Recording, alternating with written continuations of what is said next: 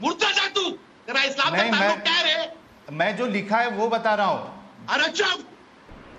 जी जी, बहुत शुक्रिया। मैं ये कहना चाह रहा था पहले कि एज ए जनरल पर्सन, एक आम इंसान की हैसियत से मैं ये पॉइंट रखना चाहता हूँ कि किसी भी जो इबादत गाह होती है, वर्शिप प्लेस होती है, चाहे वो मंदिर हो, मस्जिद हो या गुरुद्वारा हो, उसको तोड़ना नहीं चाहिए। लोगों की आस्था उससे जुड़ी हुई होती है।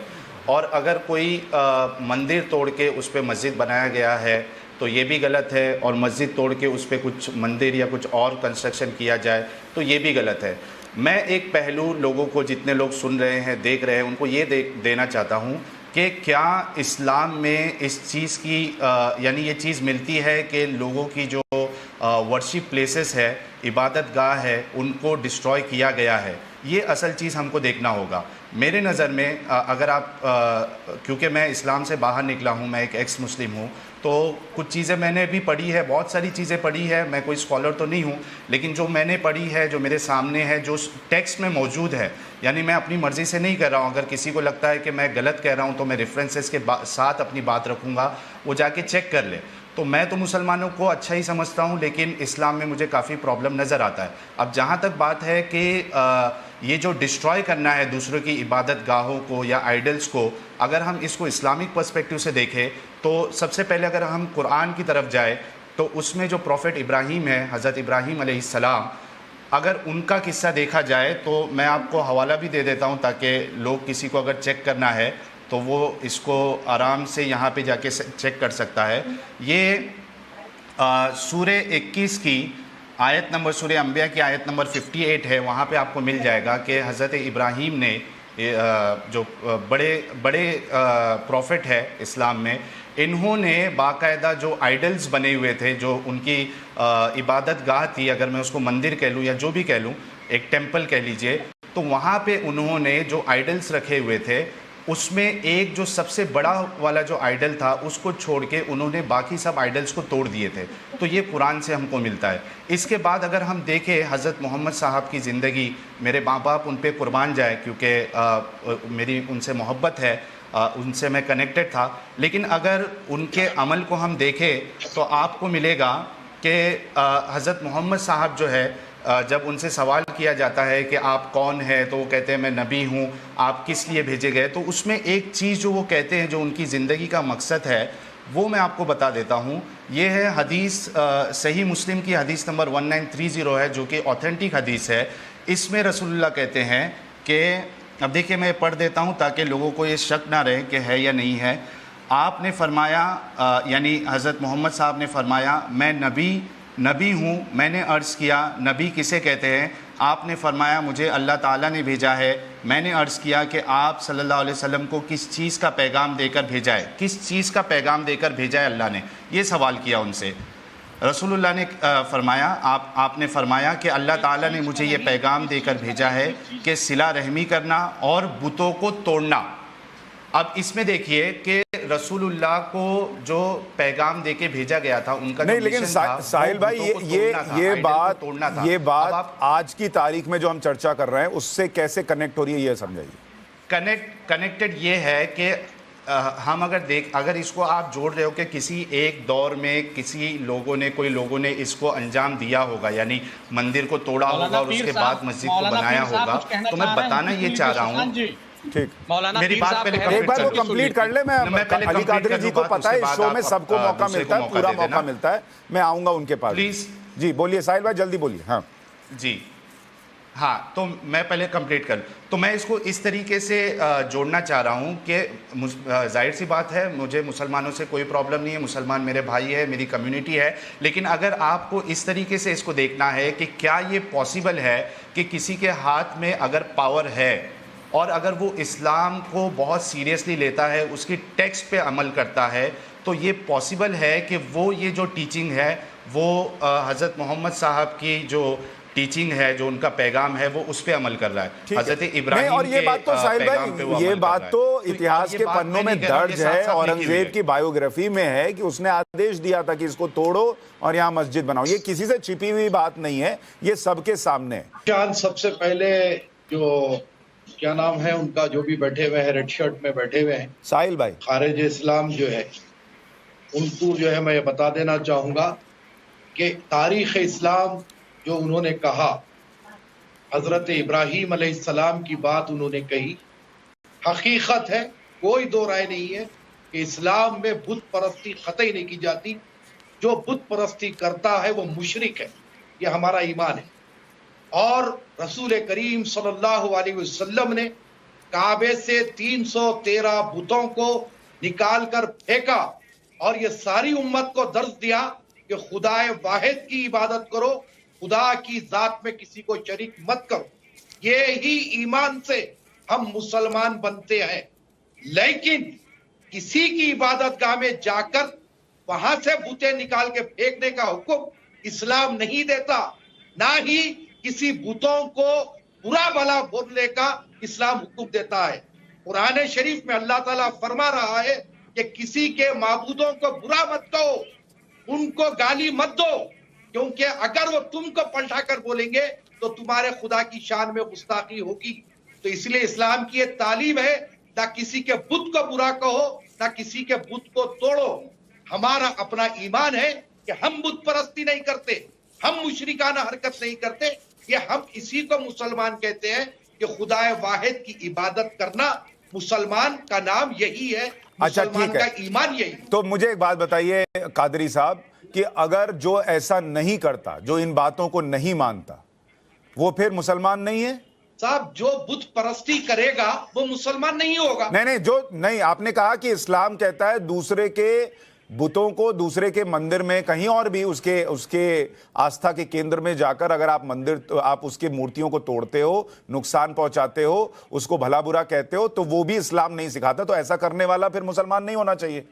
यकीनन खिलाफे इस्लाम है, खिलाफे इरशादे सरकारे मदीना सल्लल्लाहु अलैहि वसल्लम है। ठीक है, तो मैं ये कहता हूं सर कि जब यही काम मुस्लिम आक्रांताओं ने यहां आकर किया, यही काम औरंगजेब ने किया, और उसके खुद की बायोग्राफी में लिखा है कि उसने मंदिर तोड़वाए, उसने बुत तोड़वाए, तो फिर वो कैसे मुसलमान था? और उस मुसलमान की कब्र पर, सो कॉल्ड मुसलमान, क्योंकि आपकी परिभाषा से वो मुसलमान नहीं रहा, उस मुसलमान की कब्र पर कोई क्यों फूल चढ़ाने जाए? देखिए सुशांत, बड़ी ही क्लियर बात है। आप हिस्ट्री पे बात कर रहे हैं और मुझे हिस्ट्री पर भरोसा नहीं है, खुली बात है। आप लोग मुगल शासकों पर आरोप लगाते गए सिर्फ मुसलमानों को ठेस पहुंचाने के लिए। हम ये हर आरोप स्वीकार तो नहीं करेंगे। नहीं पर सर, नहीं पर कादरी भाई, मुगलों पर जो उनकी खुद की लिखी हुई हिस्ट्री में है वो आरोप लगते हैं, तो इससे हिंदुस्तान के मुसलमान का क्या लेना देना? मैं नहीं समझ पाता। आपका मुगलों से कनेक्शन है या हिंदुस्तान से कनेक्शन है? आप आज की तारीख में हिंदुस्तान के मुसलमान हैं या मुगलों के वंशज हैं? सुशांत भाई, ये तो जो अभी साहिल भाई ने बोला, इसमें कोई दोराहे नहीं है। अब आप चाहे जितनी भी डायलॉग बाजी कर लें कि वो आदमी मुसलमान नहीं होता, हम उसे मुसलमान नहीं मानते, ये तो बड़ा आसान तरीका है हम लोगों के पास। किसी को भी डिबेट में बैठ के बोल दिया हम उसे मुसलमान नहीं मानते। मुसलमान तो यजीद को भी मुसलमान नहीं मानते, जबकि इतिहास गवाह है वो मुसलमान था। नहीं, एक मिनट रिजवान भाई, एक सेकंड रुकिए। कादरी साहब, मुझे एक बात बताइए, आपने साहिल को कह दिया कि ये इस्लाम से निकाला हुआ, जबकि आप खुद कह रहे हो जो साहिल ने कहा वो गलत नहीं कहा। आप जब बैठते हैं डिबेट में, सुनिए मेरा सवाल सुनिए, आप जब डिबेट में बैठते हैं आप रिजवान भाई को कहते हैं कि ये आदमी मुसलमानों के साथ नहीं है। लेकिन जब मैं आपसे पूछता हूं कि इस्लाम की सीख के मुताबिक न चलने वाला, दूसरों के मंदिर और बुत तोड़ने वाला औरंगजेब कैसे मुसलमान है, आप उसको मुसलमान मानेंगे, लेकिन साहिल और रिजवान को मुसलमान नहीं मानेंगे क्योंकि वो मुसलमानों से प्रश्न पूछ रहा है। क्यों? सुनिए सुशांत, सुनिए, साहिल ने अपनी जबान से इस बात का इतराफ किया कि उन्होंने इस्लाम छोड़ दिया, खत्म होगी बात। अब रहा सवाल ये दूसरा, तो ये तो खादियानी है साहब, ये मुसलमान नहीं है। ये खादियानी क्या होता है सर? मुझे नहीं पता शब्द, इसका मतलब ये खारिज इस्लाम है, इनका इस्लाम से कोई ताल्लुक नहीं है। ये किसी के एजेंट है जो इस्लाम को बदनाम करने के लिए, खिलाफ बोलने के लिए पैसा लेकर के काम करते हैं। अब ये खादियानी है ये। नहीं, अब मुझे नहीं पता। साहिल भाई अपनी बात कहिए। आप लखनऊ में तहकीक करवा लीजिए। आप साहिल भाई अपनी बात कहिए। जी, इनको थोड़ा रुकने के लिए बोलिए। हाँ, थोड़ा रुकने के लिए बोलिए, और प्लीज़ बीच में कोई इंटरप्ट ना, किसी की हंसी की आवाज़ आ रही है, प्लीज़ बीच में इंटरप्ट ना करें। मैं मौलाना साहब ने जो बातें कही है उस पर थोड़ा सा काउंटर करना चाहूँगा। सबसे पहली बात तो इन्होंने ये माना कि हाँ कुरान में ऐसा लिखा है या हज़रत इब्राहीम ने ऐसा किया, और इन्होंने कहा कि मुसलमान जो है वो मूर्ति पूजा को या आइडल वर्शिप को गलत समझते। तो इससे प्रॉब्लम नहीं है, आपकी बिलीफ के हिसाब से आप आइडल वर्शिप को गलत समझते, इसमें कोई प्रॉब्लम नहीं। प्रॉब्लम यहाँ पे आता है कि आप किसी की जो प्लेस ऑफ वर्शिप है जहाँ पे बुत रखे हुए हैं उसको जब आप डिस्ट्रॉय करते हैं, प्रॉब्लम यहाँ पे है। आप उसको गलत मानिए, कोई मुश्किल नहीं, डिस्ट्रॉय करना ये गलत है। और हज़रत इब्राहीम ने बाकायदा आइडल्स को डिस्ट्रॉय किया। इसके अलावा जो हज़रत मोहम्मद साहब है इन्होंने भी एक मक्कतुल यमीनिया करके एक वर्शिप प्लेस था जिसको मक्कतुल काबा, या उसका मैं आपको रेफरेंस अभी दे देता हूँ, 1 मिनट दीजिएगा। हाँ, अब देखिए ये सही बुखारी की हदीस नंबर 3823 है। इसमें थोड़ा रुक जाइए फरहान भाई, वो बता रहे हैं, 1 मिनट रुक जाइए, वो यही बता रहे हैं, वो यही बता रहे हैं कि जब ये कहा जाता है कि यहाँ से शिवलिंग मिल ही नहीं सकता, तो वो ये बता रहे हैं कि इतिहास के पन्नों में दर्ज है कि भाई इस तरीके से तोड़े गए, इस तरीके से मूर्तियां और मंदिर तोड़े गए, वो यही बता रहे हैं। सुन लीजिए उनका। आप जिस औरंगजेब को फूल चढ़ाकर आते हैं वो औरंगजेब इस्लाम को फॉलो नहीं करता था, अभी कादरी साहब ने बता दिया। लेकिन किसी का बुतों को तोड़ना भी नहीं है कि इनको बैठा के ये इस्लाम के खिलाफ प्रचार करने बैठे हैं क्या आप यहाँ पर? इस्लाम के खिलाफ बातें करवा, इस्लाम के खिलाफ। अरे भाई मैं तो खुद कह रहा हूँ, ये हदीस में लिखा हुआ है, मैं तो खुद कह रहा हूँ कि अगर औरंगजेब ने मूर्तियां तोड़ी तो वो गैर इस्लामिक था, वो मुसलमान था ही नहीं, फिर कह दीजिए। प्लीज हम लोग जाते हैं आप इन्हीं से बात कराइए, दोनों लोगों से बेवकूफी भरी बातें कर रहे हैं ये। नहीं, ये बेवकूफी भरी बात कैसे है? बात रख लूं, उसके बाद वो अपनी बात जो कह रहे हैं वही बात वो कह रहे हैं कादरी साहब। आपको नहीं पता तो बेवकूफी भरी बात हो गई। आप 12 ज्योतिर्लिंग के सबूत मांग रहे हैं, कोई कुछ पूछ रहा है आपसे? रुकिए अभी, साहिल बोलिए। आप ज्ञान व्यापी पर बहस करने के लिए बुलाया? अरे ज्ञान वापी पर ही बोल रहे हैं, वो ज्ञान वापी पर ही बोल रहे हैं कि हिस्ट्री कैसे करेक्टेड है वो बता रहे हैं। वो बता रहे हैं कि अल्लाह ने उनसे क्या कहा है क्या नहीं कहा है। अरे तो आपको चुभ क्यों रहा है भाई? अगर वो गलत बोल रहे हैं उनको फैक्चुअली काट दीजिए कि ये नहीं गलत बता रहे हैं। वो जो कह रहे हैं अगर वो इस्लाम में नहीं है तो काट दीजिए उनको। कादरी साहब बैठे हैं, आपको तो पता ही नहीं होगा। आवाज कम कीजिए। साहिल भाई बोलिए। हाँ प्लीज, बीच में प्लीज ना बोले थोड़ा सा। देखिए यही प्रॉब्लम है कि हम मुसलमान जो है वो सुनने के लिए रेडी नहीं होते, और ये बहुत गलत मैसेज जो है लोगों में जाता है। सुनना चाहिए, आप रेफरेंसेस लीजिए, उसके बाद अगर कुछ गलत है तो उसको काउंटर करिए। आप थोड़ा रुक जाइए। कादरी साहब हदीसों का हवाला दे। कादरी साहब वो अगर गलत कह रहे हैं, आप भी तो बैठे हैं, आप काउंटर कीजिए। उन्होंने जो पिछला कहा, आपने खुद कहा कि ये है, काउंटर कीजिए अपने वक्त में। ये मुर्तद को कोई हक नहीं पहुंचता कि इस्लाम के बारे में बात करे। अरे क्यों? मैं कह रहा हूं आपसे, क्यों? ये मुर्तद है, ये मुर्तद है, इसको कोई हक नहीं पहुंचता कि इस्लाम के बारे में बात करे।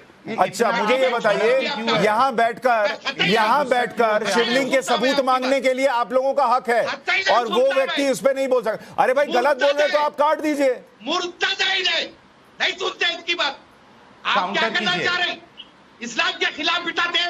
अरे इसमें इस्लाम के खिलाफ क्या है सर? बढ़ जाएगा, क्या बोल रहे हैं? मौलाना बीपी बढ़ जाएगा।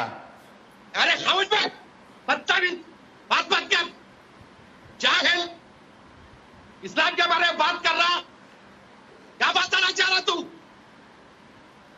हदीसों में के बात कर। हदीस में मैं नहीं बता रहा हूँ, आप तो हदीसों पे एतराज कर रहे हैं। अगर सरकार मदीना पे आया गलत बात हो जाएगी, याद रख, समझा? मुर्तद है तू, तेरा इस्लाम का ताल्लुक क्या है? मैं जो लिखा है वो बता रहा हूँ। अरे चुप, मुर्तद है तू, चुप बात कर रहा। सरकार मदीना पे आया तो बात खराब हो जाएगी। अच्छा मैं बात कंप्लीट कर दूं अपनी। चुप, कुछ नहीं बोल सकता तू। क्यों नहीं बोल सकता सर? वो अगर वो गलत बोलेंगे आप उसको काउंटर कर दीजिए कि गलत बता रहे हैं, आप सही प्रचार कीजिए। तो आप है जो ऐसे लोग बुला के बिठाते आप। अरे ऐसे इस्लाम के खिलाफ क्या बोलना चाह रहे? अरे मुझे ये एक मिनट जरा, एक मिनट कादरी साहब थोड़ा शांत होइए। पहले आप थोड़ा शांत होइए, आप पहले थोड़ा शांत होइए, आप पहले थोड़ा शांत होइए। अब आप वहां बैठ के डिबेट बंद करा दीजिए। प्रचार कर रहे तुम।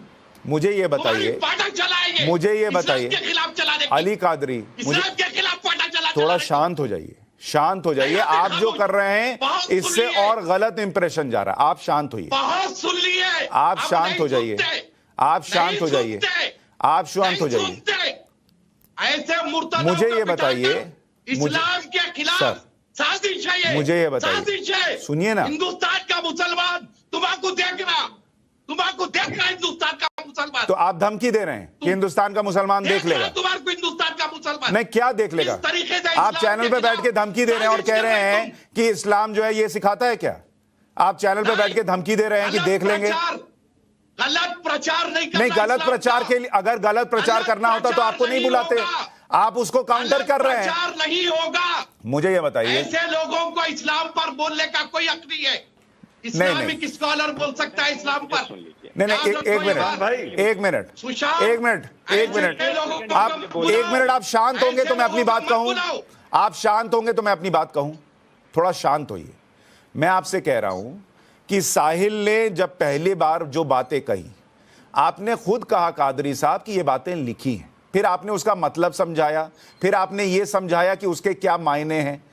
तो ये अगर मुसलमान इस्लाम के खिलाफ होता तो ये बात नहीं होती ना सर, एक तरफा डायलॉग चल रहा होता। ऐसे लोगों को इस्लाम पर अब वो जो कह रहे हैं, वो ये समझाने का प्रयास कर रहे हैं कि भाई ये औरंगजेब जैसे लोग जो इन्होंने किया, वो उन्होंने इस बात के लिए किया, ये सोच कर किया कि भाई यही आदेश है। वो ये कहना चाह रहे हैं